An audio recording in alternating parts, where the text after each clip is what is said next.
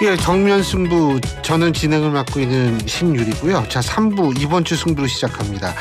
승부 한번 걸어봐야겠죠? 자, 함께해 주실 두 분 소개해드리겠습니다. 인사이드 K의 배종찬 연구소장 나와 계십니다. 어서 오십시오. 안녕하십니까, 배종찬입니다. 예, 그리고 휴먼앤데이터의 이은영 소장이십니다. 어서 오십시오. 예, 안녕하세요, 이은영입니다. 예, 자, 이번 주 승자 꼽아야 되는데 두 분이 뭐 짜셨대요? 네. 예? 아, 이런 식으로 짜고서 방송하면 안 되는데. 모처럼 같았어요. 이걸 뭐 야합이라고 그러나요? 네. 예, 뭐 그거 거의 유사하죠. 네네. 예. 오늘 이은영 소장과 제가 이제 야합을 한 게 예.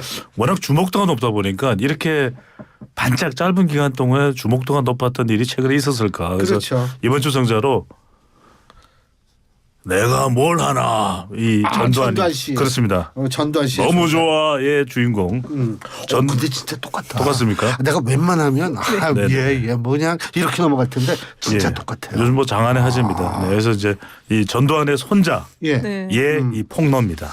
전두환의 손자. 네. 근데 지금 이분이 뭐 오늘 그 얘기 나온 거 들어보면 마약 투약하는 네. 그 장면을 유튜브로 하다가 미국에 있죠, 이 사람. 네, 맞아요. 미국 경찰이 유튜브 그걸 중단하고 유튜브에서는 이제 부적절한 콘텐츠니까 내리고 삭제되고, 막 이랬다고 그러던데. 예, 아까 그게 지금 3분 정도 분량으로 지금 짤이 올라와 있어요. 아, 그래요? 예, 근데 이분이 지금 인터뷰를 여러 군데랑 했거든요. 근데 예. 저도 지금 어저께 하고 계속 봤는데 보면서 지금 이제 자기 할아버지가 학살자라고 고백을 하는데 그 모든 고백 안에는 나는 죄인이다. 나는 벌 받아야 된다. 계속 깔려 있거든요. 그래서 상당히 마음이 좀 안 됐더라고요. 안타깝기도 하고 안 됐기도 하고. 그러니까 이제 사실은 그 잘할 때부터 그런 네. 죄의식이 좀 있었겠죠. 많이 있었던 것 예. 같아요. 그래서 일단은 어떤 연유인관이 이 전두환 전 대통령, 전두환 씨의 경우에는 이제 아들이 3명이 있는 것으로 그렇게 알고 예. 있거든요. 전재국, 전재용, 전재만까지. 예. 둘째 아들인 전재용이 지금 현재는 이제 탤런트 출신인 박상아 씨와 살고 있는데 결혼을 했죠. 네네, 살고 있는 상태인데 바로 그 전 부인입니다. 전 부인의 최모 씨라는 아들이 분이거든요. 지금 네. 폭로하고 있는 이제 이 전두환의 이제 손자인데 뭐랄까 가정사의 굴곡진 그 상황 때문인지 또 뭐 마약에도 손을 댄 것으로 알려지고 있고 또 그것으로 인해서 아버지의 외도로 인해서 어머니가 또 암투병도 하고 있다. 그러니까 이런 극한 상황을 알려주면서 자기 이제 집안에 대한 부분들을 이제 폭로하는 겁니다. 근데 폭로 내용을 보면 그동안에도 계속 이야기가 되었지만 아주 구체적인 내용입니다. 첫 번째로는 할아버지가 학살자다라는 이야기. 또 하나는 아버지의 이제 전재용에 대한 치부 이야기를 하고 있고 세 번째가 어떤 이야기냐면은 이제 바로 숨겨진 재산과 관련된 부분입니다. 그래서 이제 삼촌인 전두환의 막내 아들이죠. 전재만에 대해서도 캘리포니아의 나파밸리에 상당한 이 재산을 와이너리입니다. 유명 와이너리인데 그걸 소유하고 있는데 거기에 전두환의 뭐 비자금이 들어간 듯하다라는 이야기도 하고 있고 본인도 이 비자금으로부터 얼마를 받기도 했었다라는 이야기. 그래서 굉장히 고통스럽다. 방금 전에 이제 신율 앵커께서 말씀하셨던 대로 실제 미국에서 유튜브로 하면서 추가적인 폭로를 하고 있는 상황에 경찰이 이제 들이닥쳐서 이 마약을 한 듯한 그런 또 경황 때문에 이제 유튜브 이 화면도 내리고 한 상태인데 지금 또 다른 이 폭로도 했습니다. 군에 그렇죠. 있는 관계자들이죠. 네. 그 형의 그렇죠. 친구. 예, 바로 형의 친구입니다. 자기의 누구의 친구예요? 친형의 친구. 자기 친형의 친구예요. 예. 그 두 사람이 네. 그렇습니다.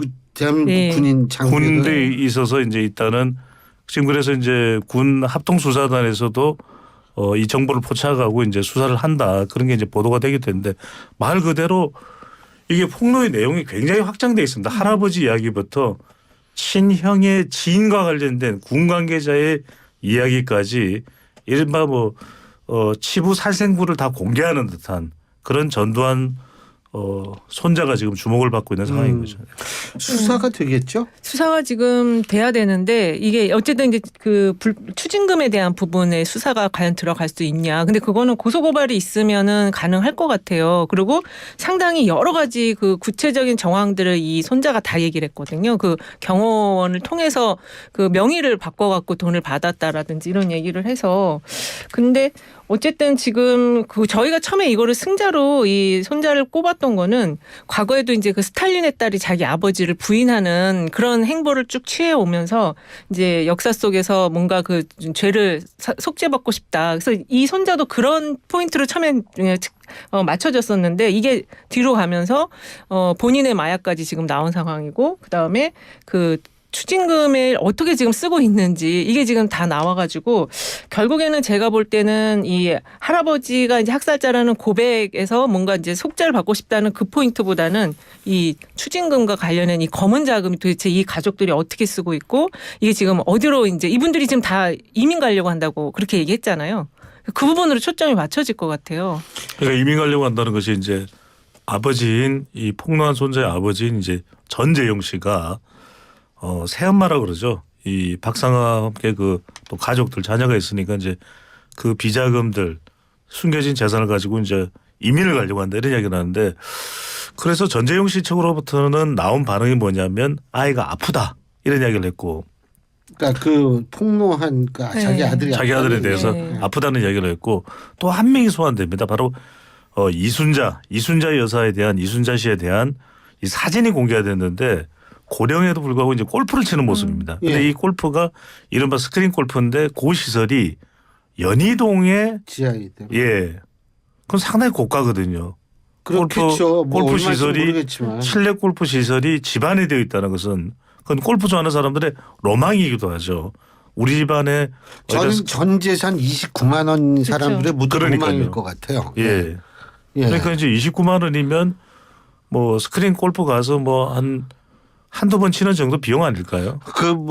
네. 저는 골프채를 잡아본 적도 없기 때문에 예. 골프를 모르는데 어쨌든 스크린 골프는 비싸죠. 그건 뭐 비싸겠죠. 보나마나 비싸죠. 뭐 필드 나가면 훨씬 더 할 테고. 그렇죠. 그런데 그런 시설이 있다는 것 사진을 보여줬는데 이순자 씨의 또 반응이 나왔거든요. 할머니 품으로 오렴.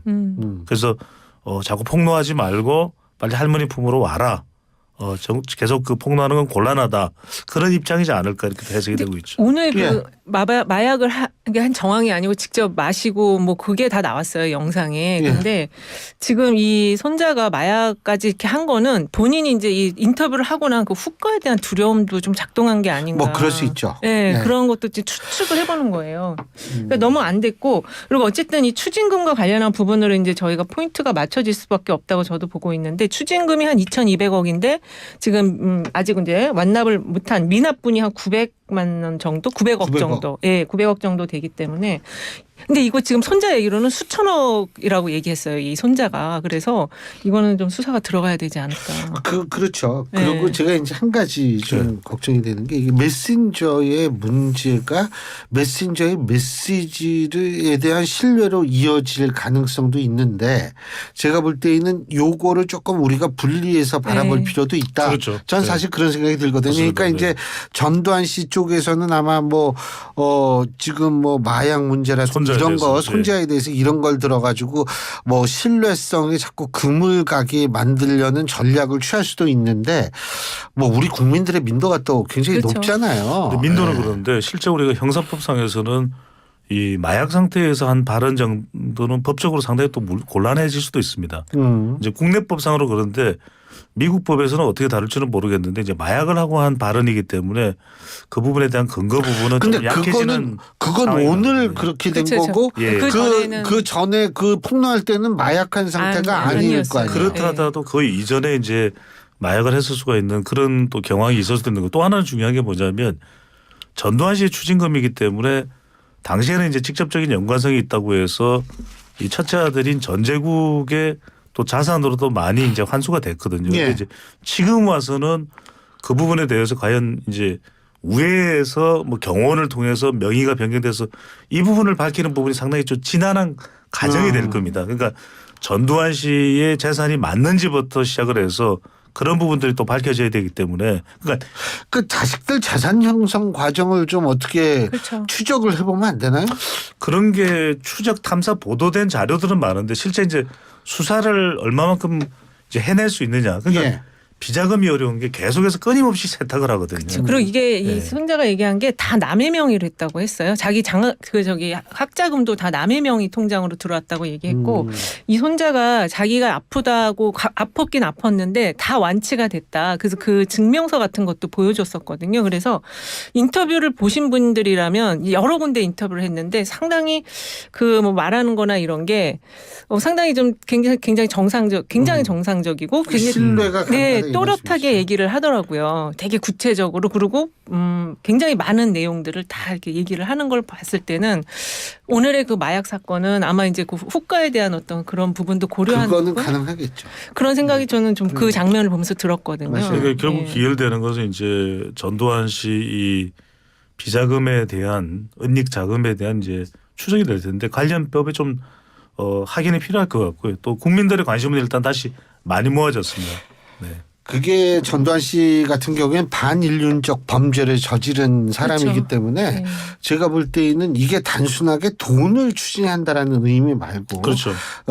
사실 과거의 역사에서 이러한 끔찍한 범죄를 저지른 사람에 대한 단죄의 의미도 또 포함이 될 수가 그렇죠. 있다라고 또 보기 하나 때문에요. 소환이 되는 게 최근에 이제 김재원 의원의 5.18 발언이 있었지 않습니까? 예. 5.18 하면은 뗄래야 뗄 수 없는 인물이 또 전두환 씨이기 때문에 이 부분까지 연결되면서 지금 이슈가 더 확대되고 있다고 봐야 되겠죠. 예. 근데 저는 이 손자를 예. 보면서 어쨌든 그 박근혜 씨도 같이 좀 소환이 되더라고요. 그 불장학회를 박근혜 씨는 좀 부인을 했었고, 이 손자는 그걸 갖다 어쨌든 할아버지의 죄를 인정을 하고 그거에 대해서 자기는 벌을 받겠다는 얘기를 했으니까 사실 전 그것 때문에 승자를 꼽았는데 오늘 그 영상 때문에 이게 지금 좀 이거 어떻게 승자로 꼽아야 그러니까 되나 그거는 조금 네. 이제 이 손자가 폭로를 했을 당시와 이거를 조금 그 같이 비교할 수 있는지는 좀 우리가 그러니까 그 그렇죠. 마약한 그 상황하고 비교할 수 있는지는 근데 제가 볼 때에는 뭐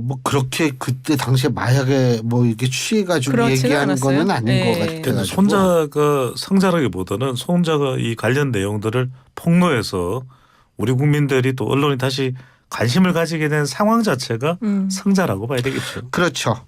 자 패자 얘기를 해봐야죠. 자 배소연님 패자. 네, 저는 패자를 69 근로시간 제로 했습니다. 또 금리로 이렇게 했는데 먼저 69시간 제로 선택한 이유는 과연 이거를 되돌릴 것 같으면 왜 9개월 동안 뭘 한 건지.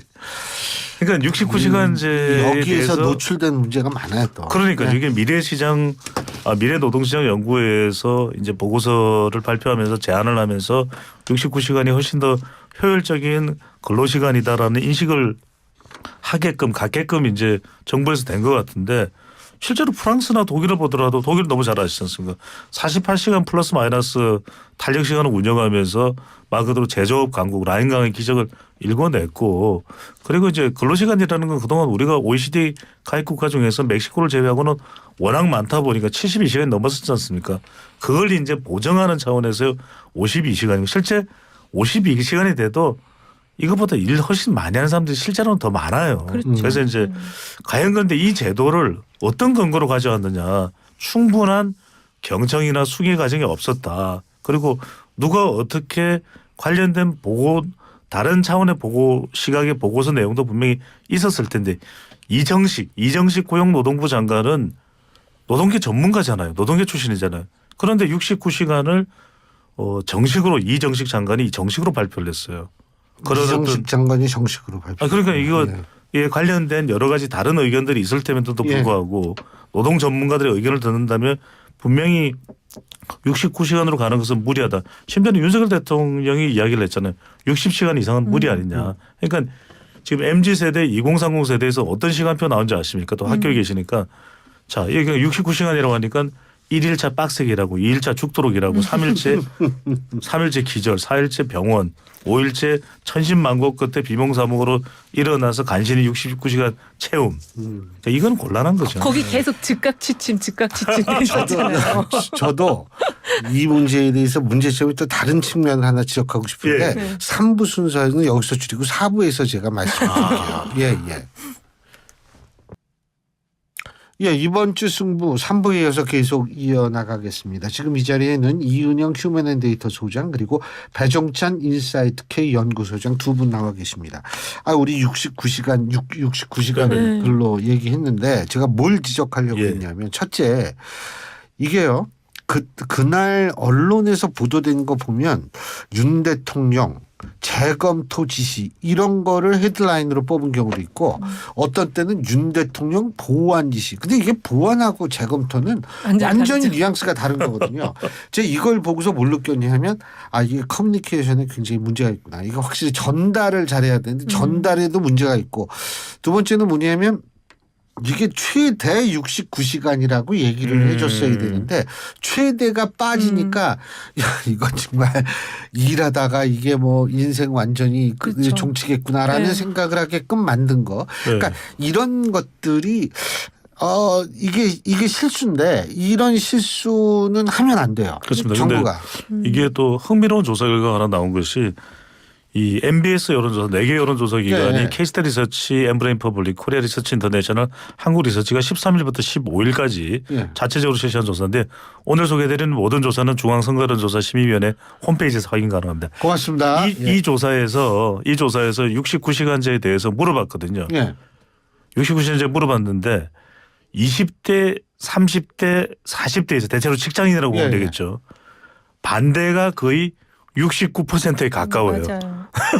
그렇죠. 그건 뭐 절대 다수죠. 그러니까 69시간제에 대해서 반대가 거의 69%에 가깝게 나타났습니다. 이거 찬성이 높은 게 60대 이상 70대가 높고요. 그리고 저는 이 지금 69시간 시간 개편제를 지금 앵커님께서도 말씀하셨는데 전 딱 이거 본 순간 만 5세 조기 입학 그 생각이 딱 났어요. 예전에 그 교육부 장관 결국 그분 이름 낙마했잖아요. 박순애 장관. 박순애 장관. 근데 지금 이것도 결국에는 이거 지금 못하는 방향으로 가는 거고 대통령이 그 60시간으로 조정을 했는데 저는 차라리 그 말을 아예 안 하고 아까 말씀하신 재검토 정도에서 보완 이 정도 끝났어야 그게 되는데 재검토인지 보완인지부터가 일단은 좀 구분을 해줬어야 돼요. 근데 이걸 지금 60시간이라고 또 구체적으로 숫자를 박아가지고 이게 더 욕을 많이 먹는 거예요. 그래서 지금 20대, 30대가 이 지금 69시간 시간제 개편과 관련해서 굉장히 안 좋고 제가 이따 승부처로도 지금 2030 그 지지율을 지금 꼽았는데 지금 이 한일 관계뿐만 아니라 이게 같이 동시에 지금 터져가지고 상당히 20, 30대 지지율이 많이 내려갔더라고요. 이 조사를 보면 70대 이상이 69시간 근로시간제에 대해서 약 60% 가까이, 그러니까 59%가 찬성이거든요. 70대 이상이. 그러니까 일 안 하시는 분들이. 그런데 근로시간제는 직장인을 대상으로 해야 되는 게 많은 거예요. 근데 전 사실 뭐라고 생각하냐면 5인 이하의 영세 사업장에서 일하시는 분들은 연세가 있으신 분들이 상당합니다. 그러니까 이제 이분들의 입장에서 볼 때에는 사실은 52시간제가 적용됐을 때에는 투잡을 뛰어야 된다라는 목소리가 나왔었고 그리고 영세 사업장의 사업주도 이게 사업주라고 하지만은 자본가 계급이냐면 그게 아니거든요. 그분들도 사실은 아주 노동자나 똑같은 위치 노동사업자죠. 사실은 정부가 이제 이런 고민을 하고 있는 거 저는 이해를 해요. 뭐냐면 이게 52시간이면 투잡을 뛰어야 되는 사람들 지금 우리나라 5인 이하 영세 사업장이 전체 사업장의 80% 대부분이죠. 그렇기 때문에 그 고민은 제가 이해를 하는데 이런 식으로 혼란으로 그냥 왔다 갔다 지금 이현영 소장님 할 때 또 60시간 나오고 이렇게 되면 이게 좀 곤란할 것 같아요. 이게 한 조사에서는요. 기업에서 과연 이거를 지킬 것이냐 안 지킬 것이 못 지킨다가 70% 가까이 나왔으니까 10명 중 7명이 못 지킬 것이다라고 얘기했고 이게 지금 직장인들한테는 어떻게 받아들여지냐면 이거 이상으로 더 일할 수도 있게 된다. 그렇게 지금 받아들여지기 때문에 이게 지금 20, 30대 젊은 층들이 반발이 심한 거거든요. 그러니까 이제 핵심은 그겁니다. 이제 휴가조차 못 쓰는 왜냐하면 일을 해야 되기 때문에 휴가조차 다 소진하지 못하는 상황에서 69시간을 내걸었을 때 그런 이야기를 했고 유럽처럼 한 20일 동안 휴가 갈 수 있는 그런 직장을 만들겠다. 근데 있는 휴가도 못 쓰는데 어떻게 20일을 쓸 수 있냐는 거죠. 그리고 이제 이 대상자가 사실은 직장인들인데 직장인을 대상으로 의견을 수렴하는 것이 핵심인데 지금 화이트 칼라의 경우에도 앞서 말씀드렸던 MBS 여론조사에서 마치 무슨 메시지인 것 같아요. 67%가 반대인데 거의 이 근로시간 69시간 저 거의 비슷한 수치만큼 반대하는 거예요. 그러네요, 예. 진짜. 그 뭐 어쨌든 제가 볼 때는 아까 그 만 5세 네. 그 생각 잘하셨네요. 지금 그 생각 못했는데 그거랑 좀 유사한 네. 패턴이 분명히 네. 있는 것 같고. 그런데 아까 배 소장님이 네네. 저 금리도 말씀하셨죠. 금리도 짧게는 좀 해야 될 네. 것 같습니다. 길게는 안 가야 될 것 같고 짧게는 무슨 말씀이냐면 지금 이게 적지 않은 폭탄이 되고 있습니다. 그러니까 이제 미국의 실리콘밸리 은행부터 시작이 되는데 스위스 뭐 오늘 크레딧 스위스 문제가 아니라 지금 미국에 또 터졌습니다. 또 터졌어요. 예, 미국의 내일 그럼 달러 또 오르겠네. 한 은행에서 지금 터지면서 지금 미국의 주요 은행들이 각출해서 이제 안정화로 들어가겠다, 안정화를 지원하겠다 이야기를 했는데 이게 지금 간단치가 않을 것 같아요. 그러니까 미국 연준은 어떻게 생각하냐면 지금 물가가 계속 상승하니까 인플레를 잡기 위해서 그냥 인플레만 생각을 했는데 인플레를 생각하면서 금리를 이제 계속해서 뭐 작년은 대단하지 않았습니까? 마치 뭐 자이언트 빅 이렇게 해서 올렸는데 이러다 보니까 어디서 터지냐 하면 작은 금융권에서 터지기 시작하는 거예요. 좀 부실한 곳에서. 그러니까 크레딧 스위스 은행에서도 스위스 2위 은행인데 재정 리포트가 나왔죠. 작년에 뭔가 우리가 재정적으로 문제가 있었다. 그러니까 지금 가장 큰 투자자가 사우디 은행이거든요. 사우디 은행이 이제 크레딧 스위스에서 더 돈 안 붓겠다. 확 퍼져버린 겁니다. 근데 지금 미국에도 실리콘밸리 은행 말고도 또 하나 터졌거든요. 그러니까 이제 뱅크런이 발생하는 게 뭐냐면 이게 긴축이 되다 보니까 이제 자기 예금을 빼야 되는 거예요. 근데 이게 온라인으로 그러니까 순식간에 손가락을 옆으로 터치하면 빠지니까 손가락 다수가 이제 불안해지니까 맞아요. 월급도 줘야 되고 하니까 내 돈부터 빼기 시작하는 거죠. 이게 뱅크런이 되는 겁니다. 근데요, 바로 지금 배 소장님 그 말씀하셨는데 네.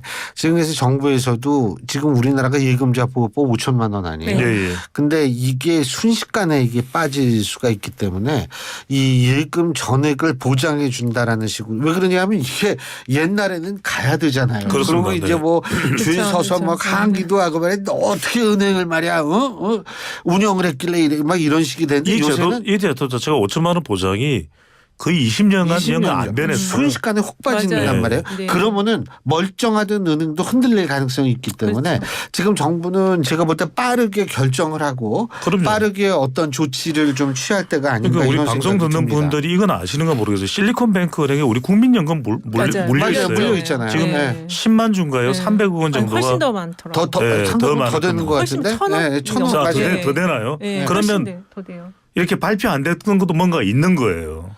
그러니까 이게 지금 하간 저도 좀 이게 걱정이 되더라고요. 지금 같은 경우나 경제도 안 좋은데 달러 또 오르면 그럼요. 이것도 물가를 비롯해 가지고 골치 아픈 일이 많이 발생하는 지금 그래서 거예요. 안전자산의 지금 가격이 계속 올라가고 있다거든요. 근데 그렇죠. 뭐가 문제냐면 금은 구리 가격이 올라가면 우리는 또 원재료 때문에 부담이 그렇죠. 돼요. 맞아요. 예. 아니 근데 우리나라는 지금 이 문제가 여파가 이제 좀 있으면 올 건데요. 그거 이전에 지금 시중에 돈이 안 돌아가지고 작은 중소기업들이 지금 막 많이 힘들어한다. 돈맥경화다. 돈맥경화예요. 근데 그 왜 돈이 지금 안 도냐? 물론 이 미국의 이 금리 인상 여파도 물론 있는데 그 금감원이나 이런 데서 이 지금 이게 뭔가를 지금 굉장히 좀 그 풀어가는 그런 모습을 취하는 게 아니고 뭔가를 이렇게 좀 감시하고 이렇게 죄는 그런 모습을 보이다 보니까 돈이 이렇게 딱 멈춰 있다라는 얘기를 많이 하더라고요. 그래서 이게 돌아야 되는데 안 돌고 일단 다 스테이하고 있다, 멈춰 있다. 그래서 이제 이게 지금 곧 우리나라에 닥치니까 정말 걱정이 많이 돼요. 맞아요. 자, 이은영 소장님 저기 패자 누구 꼽으셨어요? 저는 윤석열 대통령을 꼽았는데 예. 오늘 어쨌든 지금 나온 얘기들이 많은 이야기들이 어저께 오늘까지 이제 방일 이 평가들인데 어제하고 오늘 지금 조사가 3개가 나왔습니다. 3개 나왔는데 3개 다 대통령 지지율이 다 하락을 했어요. 가장 많이 하락한 게 지금 리얼미터가 4.0%포인트 하락을 했고요. 3개 조사 다 합치면 30%대 초중반입니다. 그래서 NBS하고 한국갤럽 한국갤럽하고 말씀하시는 리얼미터 3개가 다 지금 그런 상황인데 문제는 지금 이 강도가 이 부정평가의 강도가 상당히 높아요. 특히 한일 문제와 관련해서는 지금 뭐 의전 문제 그다음에 뭐 그 이후에 소주와 맥주 먹은 문제부터 해가지고 물론 회담의 내용도 지금 불만이 많지만 그 형식적인 면까지도 굉장히 많은 사람들이 이거를 따가운 시선으로 보고 있어서 다음 주에도 조금 더 빠질 가능성이 있다. 그래서 대통령이 이제 오늘 오시겠죠? 오늘 오실 걸로 지금 오늘 올 거예요. 오늘 오실 오후에 건데. 이제 개요 대학에서 네. 강연하 오늘 연설을 늦게 하고 오실 텐데. 오늘 도착하죠. 예, 이게 지금 이 많은 불만의 이 목소리들을 어떻게 이거를 한꺼번에 어떻게 잠재우실 건지 더군다나 가장 중요한 게 구상권 청구 안 한다라는 부분에서 가장 그렇죠. 지금 화들이 많이 나 있거든요. 그래서 이제 패자로 꼽았습니다. 패자로 꼽으셨다. 예. 근데 지금 이제 크게 두 가지 요소예요. 지금 아까 예. 배 소장님이 꼽으신 이 69시간 근로 이거하고 강제동원 해법 둘 중에 어디가 더 영향을 많이 미쳤을까요? 지금 젊은 지지율 층에게는 이 강제동원 해법이 훨씬 더 좀 지지율이 낮은 것 같아요. 두 개가 이제 겹쳐 있다고 봐야 되겠죠. 전반적으로 이제 전체 응답자에게 영향을 주고 있는 것은 제3자 변제 배상 아니고 또 이제 젊은 세대들 MZ 세대를 중심으로 해서 좀 영향 화이트 칼라. 근데 40대는 대통령 지지층은 아니니까 대체적으로 성격이 그렇다면은 69시간 근로시간은 69 근로시간은 주로 MZ 세대 화이트 칼라에 영향을 많이 미쳤다 볼 수 있는데 그래서 이제 구상권 관련되는 부분이 기자회견이 어제 이제 정상회담을 학대 정상회담까지 하고 난 이후에 질문이 하나씩밖에 없어요.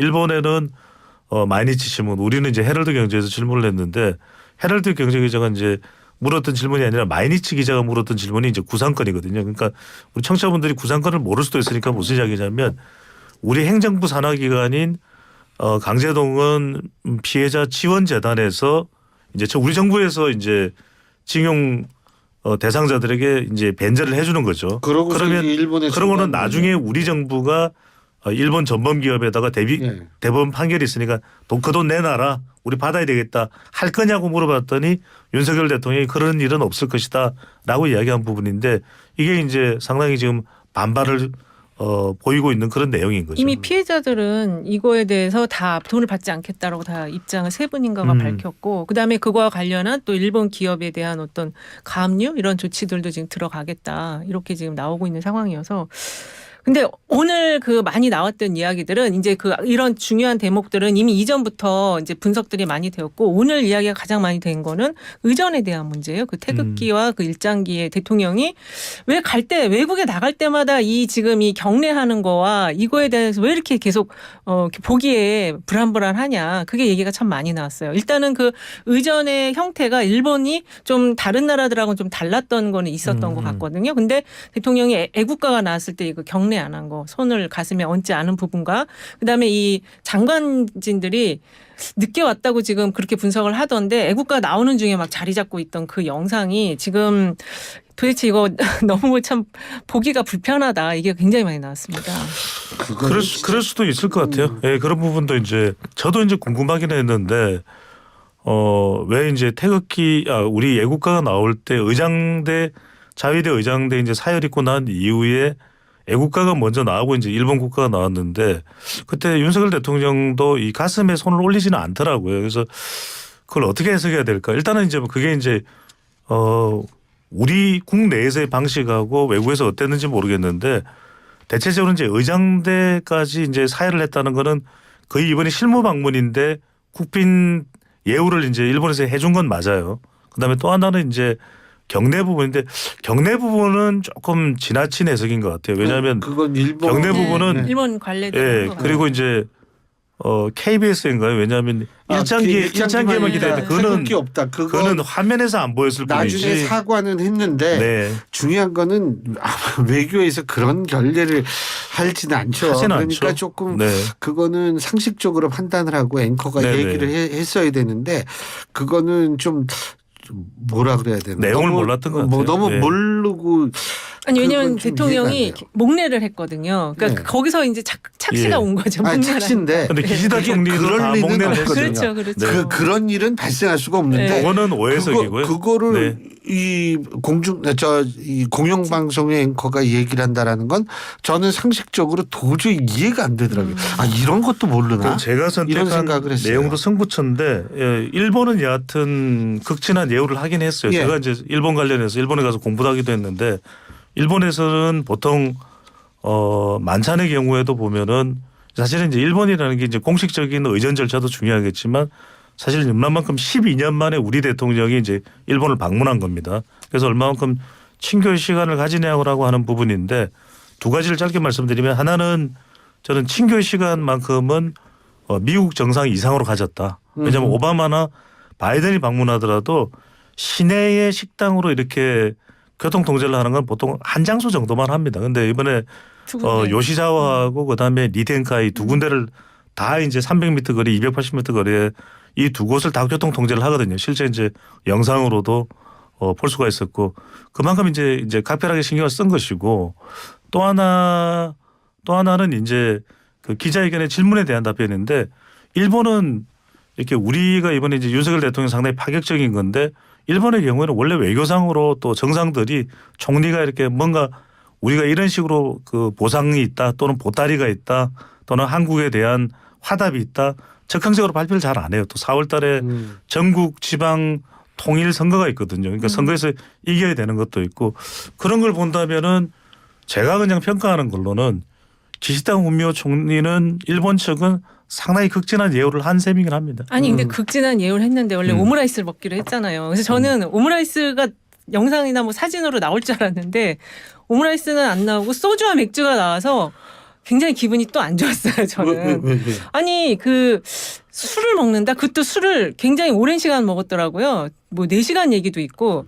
그래서 오므라이스를 먹겠다고 했으면 일단 그것도 좀 자료화면이 같이 나와야 되는데 이 자꾸 이렇게 사람들의 기대를 좀 어긋나게 하는 무너뜨리는 이게 저는 좀 평가가 안 좋았어요. 근데 이 부분은 조금 이해가 가는 거는 네. 예. 여성들은 대체로 술을 통한 이 외교에 대해서 그다지 긍정적이지 않더라고요. 예. 저도 오늘 여러 군데 취재를 해봤는데 근데 이제 남성들이 볼 때는 좀 다르겠죠. 근데 이제 이건 굉장히 남성들은 좋게 평가하는 근데 좀 아까 이 쉴 때 소주 한잔 해야지 얘기했잖아요. 요거는 이제 조금 다른 차원도 있는 것 같아요. 왜냐하면은 윤석열 대통령과 기시다 총리의 공통점은 법과 술입니다. 법술인데 법은 이제 두 사람 다 법학을 전공했다는 것이고 또 하나는 기시다 총리가 또 와세다 출신인데 정말 술이 와세다 할 정도로 와세다 술하면 기시다예요. 이번에 괜찮았네요. 말이 안 나와. 이런 위트도 있으시구나. 술하면은 기시다인데 그래서 뭐 주류 정치인이냐 주류 정치인이냐 이야기가 나올 정도로 술하면은 뭐 대만 의원들도 거의 뭐 눌렀다. 심지어는 이 보드카로 유명한 나라가 러시아 아니겠습니까? 네. 러시아 외교 관계자도 술로 다 무너뜨렸다는 것이 기시다였는데 4시간은 아니에요. 왜냐하면은 요시자와에서 샤브샤브 만찬을 이 고급 와규로 만찬을 네. 하고 이동을 했기 때문에 2-3시간 정도 같은 거예요. 그 시간도 좀 신경 썼을 거예요. 왜냐하면 윤석열 대통령이 술과 관련된 이야기가 너무 많이 나오기 때문에 근데 이제 이 자리에서 사실은 술을 많이 먹었냐면 소맥을 마셨냐 이게 중요한 게 아니라 이 리덴카이가 원래는 이제 맥주도 윤석열 대통령은 에비스를 좋아하는데 여기는 산토리만 있거든요. 근데 이제 대통령실 대변인 같아요 지금. 아니 그렇게 너무 자세하게 얘기하셔가지고. 그건 신문에 다 보도된 네. 거예요. 아니 저는 어쨌든 네. 맥주는 한 잔 정도 먹어야 되는데. 근데 제가 하고 싶은 이야기를 예. 좀 마무리하면 뭐냐면 제가 대통령 대변인도 아니고 그래서 네. 좀 자제를 해주시고요. 그 이제 히로시마산 술을 준비한 거예요. 그걸 이제 친교를 하기 위해서. 근데 일본에서는 대체적으로 그 식당에서 고유하게 내놓는 술이 있는데 그렇죠. 그 술이 아니라 자기가 가져온 그 술을 이제 내놓으면서 좀 친교의 상징적인 의미로 부여했다 이렇게 봐야 되겠죠. 자, 네. 시간이 다 돼서 이은영 소장님의 승부처. 저는 아까도 말씀드렸는데 2030. 2030 지지율입니다. 예. 이게 지금 앞으로 지금 20대가 거의 10%까지 나온 게 있어요. 그래서 이건 상당히 올라가기 어렵고 이게 부정평가가 굉장히 높다라는 게 포인트입니다. 부정평가가 거의 뭐 70%까지 지금 가 있는 상황이어서 예. 대통령 지지율이 상당히 좀 올라가기 어렵고 특히 이거는 그 국민의힘 전당대회 얼마 이후에 이 사안이 일어났는데 전대에서 친 이준석계 어떤 그 함룡도 안 됐잖아요. 네. 그러니까 그 20대층이 이거에 대해서도 좀 불만이 있었는데 69시간제와 이런 것들이 다 예. 묵혀졌다. 이렇게 예. 정리할 수 있습니다. 예, 잘 알겠습니다. 이번 주 승부 오늘 두 분 말씀 여기까지 듣겠습니다. 지금까지 이은영 휴먼앤데이터 소장 그리고 인사이트 K의 배종찬 연구소장 두 분과 함께했습니다. 말씀 잘 들었습니다. 고맙습니다. 감사합니다. 고맙습니다.